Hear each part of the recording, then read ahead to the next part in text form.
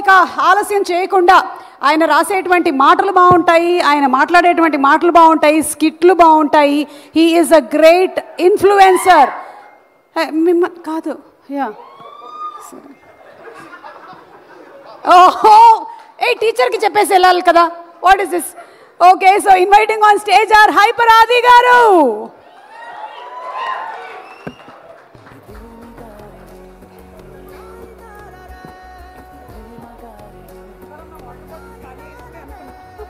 అంటే అసలు వాళ్ళు ఆకలేసి అరిచారో నా కోసం అరిచారో కూడా అర్థం కాని సిచ్యువేషన్లో ఉన్నాను.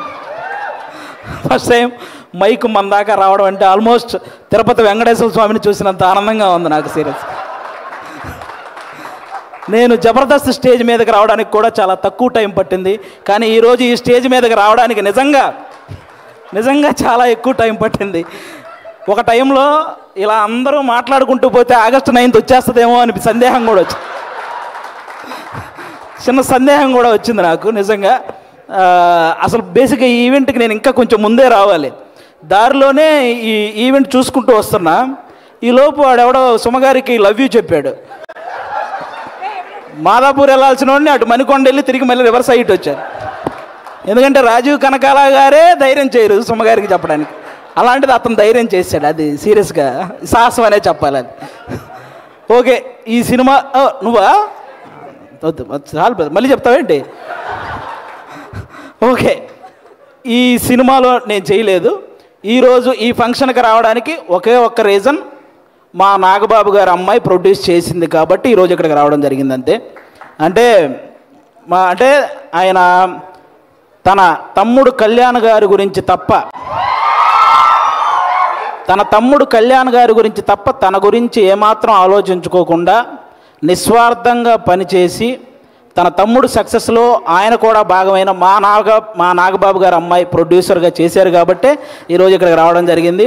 అంటే మెగా ఫ్యామిలీ అనగానే వాళ్ళని చూస్తే చాలు అనే ఫీల్ ఉన్న మాలాంటి చిన్న చిన్న ఆర్టిస్టులకి నాగబాబు గారు మా అమ్మలందరినీ దగ్గర కూర్చోబెట్టుకొని ఆయన చేతులతో అన్నం కలిపి తినిపించిన రోజులు ఉన్నాయి. అలాంటి మా నాగబాబు గారు అమ్మాయి ప్రొడ్యూసర్గా చేసింది కాబట్టి ఈరోజు ఇక్కడికి రావడం జరిగింది. వాళ్ళ అన్నదమ్ముల గురించి ఎవరైనా తప్పుగా మాట్లాడితే ఆయన అడ్డుగా నిలబడి నన్నేమైనా అనండి కానీ నా అన్నదమ్ముల జోలికి మాత్రం రావద్దని ఒక గోడలాగా నిలబడి ఎప్పుడు వాళ్ళని కాపాడుకుంటూ వస్తున్న మా నాగబాబు గారు అమ్మాయి ప్రొడ్యూసర్గా చేసింది కాబట్టే ఈరోజు ఇక్కడికి రావడం జరిగింది. అంటే ఎప్పుడు అన్నయ్య మంచితనం, తమ్ముడు మంచితనం ఇవే మాట్లాడుకుంటూ ఉంటాం, కానీ వాళ్ళని మాకు ఇంత దగ్గరగా చేసిన మా నాగబాబు గారి మంచితనం కూడా మీ అందరికీ తెలియాలి, అందుకే ఈరోజు ఇది చెప్తున్నాను అనమాట. ఇంకా మీ అందరికీ తెలుసు, నిహారిక గారు ఇప్పుడు కాదు ఒక 10 years బ్యాక్ మీకు ఒక స్కిట్ చేశారు, డి వర్సెస్ జబర్దస్త్ అని. అందులో నాగబాబు గారి క్యారెక్టర్ చేశారు నిహారిక గారు.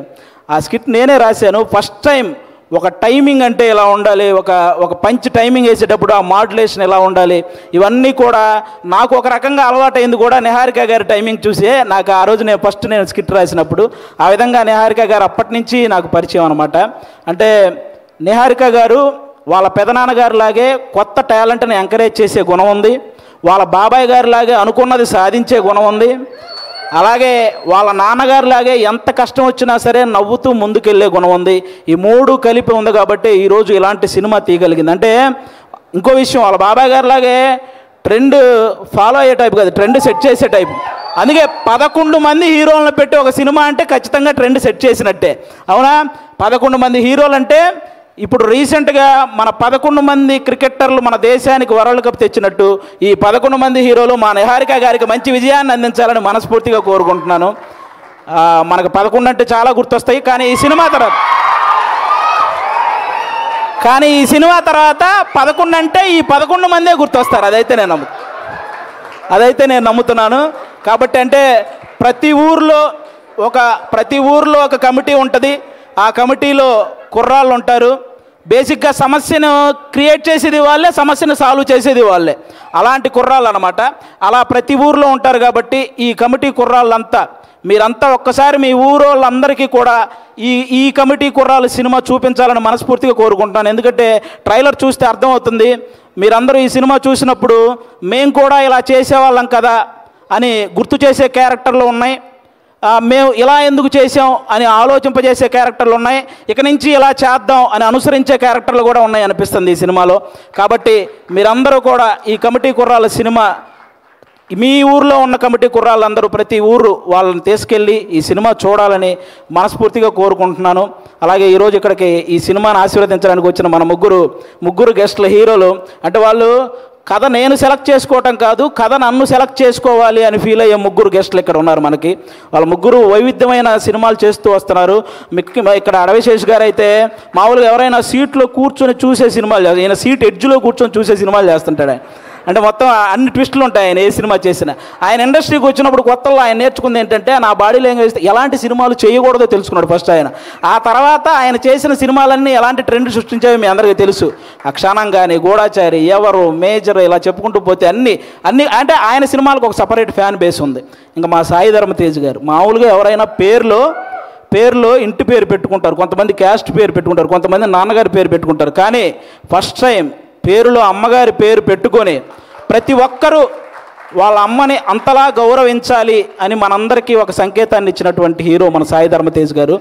అంతేకాదు రీసెంట్గా ఒక ఓల్డ్ ఆర్టిస్ట్ మన పావలా శ్యామల గారు ఇబ్బందులో ఉంటే ఆవిడకి 5 లక్షల సహాయం చేశారు మన సాయి ధర్మ తేజ్ గారు. అంటే సంపాదించే శక్తి దేవుడు అందరికీ ఇస్తాడు, కానీ సహాయం చేసే మనసు కొంతమందికే ఇస్తాడు. అందులో మన సాయి ధర్మ తేజ్ గారు కూడా ఉండడం నిజంగా మనందరి అదృష్టం. అంతేకాకుండా రీసెంట్గానే అంటే తండ్రికి కూతురికి కూడా తప్పుడు సంకేతాలు చూపిస్తూ చేసిన ఒక వీడియో మీద మొట్టమొదట స్పందించిన హీరో మన సాయి ధర్మ తేజ్. ఈరోజు సోషల్ మీడియాలో ఈ అమ్మల్ని తిట్టేవాళ్ళు, అక్కల్ని తిట్టేవాళ్ళు తగ్గుతూ వస్తున్నారంటే దానికి రీజన్ మన సాయి ధర్మ తేజ్ గారు తీసుకున్న ఆ రోజు డెసిషన్ అనమాట. అలా ఆ సాయి ధర్మ తేజ్ గారు కానీ ఇంకా మా వరుణ్ తేజ్ గారు మా నాగబాబు గారు అబ్బాయి. అంటే నేను తొలి ప్రేమ సినిమా ఫస్ట్ నాకు తొలి ప్రేమ సినిమా ద్వారానే సినిమాల్లో ఒక సక్సెస్ వచ్చింది. అది తీసిన డైరెక్టర్ కూడా ఇక్కడే ఉన్నారు, వెంకీ అట్లూరి గారు. అంటే ఆయన కూడా మెగా ఫ్యామిలీ నుంచి వచ్చిన ఒక హీరో అన్న గర్వం ఎక్కడా ఉండదు మా వరుణ్ తేజ్ గారికి. చిరంజీవి గారి లాగే వైవిధ్యమైన కథలను ఎంచుకుంటూ వెళ్తుంటారు. అంటే అప్పట్లో చిరంజీవి గారు రుద్రవీణ చేశారు, గ్యాంగ్ లీడర్ లాంటి సినిమా చేశారు, అలాగే చంటబ్బాయి లాంటి కామెడీ సినిమా చేశారు, ఆపద్ బాంధవ్ లాంటి ఒక ప్రయోగమైన సినిమా చేశారు. అలాగే మా వరుణ్ తేజ్ గారు కూడా తొలి ప్రేమ లాంటి లవర్ బాయ్ క్యారెక్టర్ చేశారు, ఫిదా లాంటి పక్కింటబ్బాయి లాంటి క్యారెక్టర్ చేశారు, అంతరిక్షం లాంటి ప్రయోగం చేశారు, గద్దలకొండ గణేష్ లాంటి మాసు చేశారు, F2 లాంటి ఫన్. అంటే ఒక డైరెక్టర్కి ఛాలెంజ్, నేను ఏదైనా చేయగలను, మీరు ఎలాంటి సబ్జెక్ట్తో వచ్చినా చేయగలను అనే హీరోగా మా వరుణ్ తేజ్ గారు తయారవుతున్నారు. కాబట్టి ఇలాంటి గెస్టులు ఈరోజు మన దగ్గరికి రావడం నిజంగా మీ సినిమాకి, అలాగే ముఖ్యంగా ఇక్కడ ఈరోజు ఎవరైతే కుర్రాళ్ళు ఉన్నారో మొత్తం నేను బేసిక్గా ఇక్కడ ఎవరో కొత్త కుర్రాళ్ళు అన్నారు, కానీ వాళ్ళు స్టేజ్ మీద మాట్లాడింది ట్రైలర్లో చేసింది చూస్తే ఈ ముందున్న వాళ్ళందరూ కొత్త కుర్రాళ్ళు అనిపించింది నాకు. అలా మాట్లాడుతున్నారనమాట. కానీ అస్సలు సినిమా ఎక్స్పీరియన్స్ లేని ఈ టాలెంటెడ్ కుర్రాళ్ళకి సినిమా మాత్రమే ఎక్స్పీరియన్స్ ఉన్న సాయి కుమార్ గారితో కలిసి చేయటం మీ అందరి అదృష్టం నిజంగా. కాబట్టి మీ అందరికీ once again all the best. August 9 తర్వాత ఖచ్చితంగా ఈ సినిమాకి సక్సెస్ మీట్ ఉంటుందని నేను మనస్ఫూర్తిగా కోరుకుంటున్నాను. వన్స్ అగైన్ నిహారిక గారికి కూడా ఆల్ ద బెస్ట్ అండి. థ్యాంక్ యూ ఆది గారు. నెక్స్ట్ మీటింగ్కి మైక్ పట్టుకెళ్తున్నారా? అండ్ కొంతమంది మాట్లాడితే ఆపితే బాగుంటుంది అనిపిస్తుంది, కానీ ఈయన మాట్లాడితే మాత్రం చెవులు నిక్కబుడుచుకొని మరీ వింటూ ఉంటాము. సో ఆది గారు థ్యాంక్ యూ సో మచ్.